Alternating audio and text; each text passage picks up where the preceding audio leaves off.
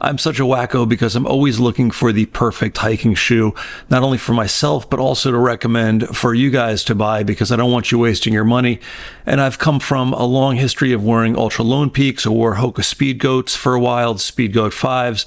In the last couple of years, I've really liked the Topo Athletic shoes, and there are a few different models. And my problem was I didn't know which model was the right one for hiking. So what I did was I bought a bunch of different ones and tested them out. In this video, I'm not going to give you a long-term review of these, even though I've put on some of these shoes hundreds of miles, but instead I want to just tell you the differences between them so that maybe you can get a good start and figure out which one maybe makes sense for your style of hiking. First up is the Traverse, which Topo made specifically as a thru-hiking shoe. It's designed for hiking, not necessarily trail running. And I thought this was really, really comfortable, although this was the narrowest shoe out of all of them. Not narrow like a La Sportiva narrow, but narrow compared to the other wider shoes. And that said, if it fits you correctly, they're super comfortable. That narrow fit translates into a snug fit, and they feel snug on the trail, yet comfortable. It's got a really nice stack height and higher stack height than something like the Terraventure. Didn't really feel rocks through this. I really liked the quick dry insole, this FKT insole on there, and it also has this nice heel pull. I think if this fits your foot nicely, this is a great shoe to have. I know somebody who finished the Appalachian Trail using these and they loved it. I think they went through 2 pairs maybe. They lasted a long time and they had nothing but good things to say about it. So I think if you have a narrower foot, this might be the great, perfect solution for you. Next up is the Terraventure 4. It's very similar to the Traverse.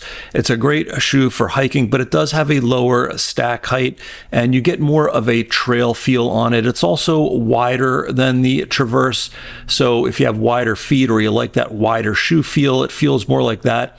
This feels more like an aggressive Ultra Lone Peak. If you wanted an Ultra Lone Peak that had an aggressive tread and more of a trail feel, this would be it. The treads on all of these, except for the Ultraventure, which I'll share in the end, are aggressive. They've worked well for hiking. They work well on wet granite and all of those things. I think if you want something that's wide and keeps you low to the ground and gives a good trail feel, the Terraventure 4 is probably your best bet. Next up is the Pursuit 2, and out of all the shoes, this is the one that I chose the most out of all of these. It feels a lot like the Terraventure. If you were blindfolded and had both of these on, you'd probably have a hard time telling which is which off the bat unless you really knew them. This has a 0 drop as opposed to a 3mm drop. I couldn't really tell the difference between it, but where the difference comes in the Pursuit 2 is it has a higher stack height and it is a little more cushiony. It does have, it's a little more comfortable on a long hike with that extra cushion. That's what that equates to. So if you're doing longer hikes and you want to lose a little bit of trail feel and, in service of a cushionier, is that a word? A cushier experience on the trail, a little more comfort. The Pursuit 2, I think, is a great shoe. Again, it's a wide shoe. It works well, quick dry. It has that FKT insole that the Traverse had. And overall, this is sort of like the most balanced shoe and the one that I went to the most. Now, the most fun shoe that I wore was the MTN Racer 3. These are definitely the most aggressive out of all that I tried. They've got a 5mm heel to toe drop. For whatever reason, I think you feel it more, but when I wear these, I feel like I want to jump up boulders and stuff. It really feels good. It feels sort of fun to wear. They've also got a higher stack height, and that equates to more comfort on the trail. You don't really feel bumps as much, little rocks and stuff. And I've wore these for hundreds of miles as well, and don't really have a bad thing to say about these. I think the Pursuit 2 is a little more laid back, a little more cruisy. And again, these are more aggressive. So if you like a more aggressive feel, this is probably the move. Next shoe I tried was the Ultraventure 3. This is definitely the most cushy of all the shoes, the most comfortable, great trail feel, wide toe box once again, but a very high stack height on this.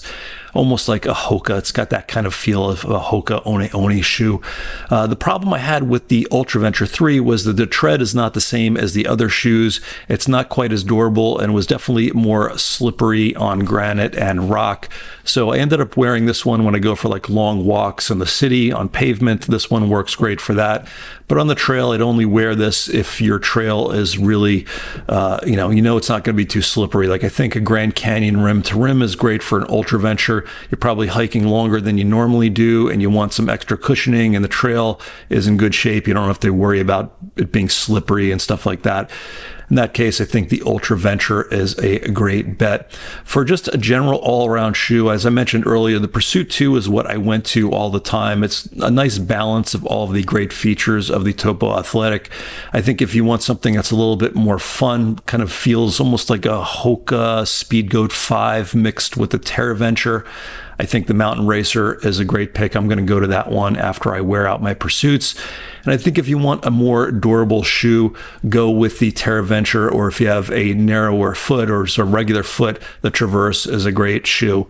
Those two, I think, are probably going to be the most durable in the long run. But with all of these, I think they're all great shoes. What I would do ideally is I would go to an REI store that has all these and try them all on, see what works best for you, and then go and take it on a hike, a short hike, and see how it feels. And if you don't like it, return it to REI and get a different pair and go that way. If you've had experience with any of these shoes, please leave me a comment. I'd love to hear it, and I'm sure other people looking for an answer here would love to hear it as well. And if there's other shoes you want me to check out, let me know in the comments too. Like I said, I'm always looking for the perfect shoe. Probably an impossible task, but I will try my best. All right, guys, thanks for watching, and I will see you out on the trails.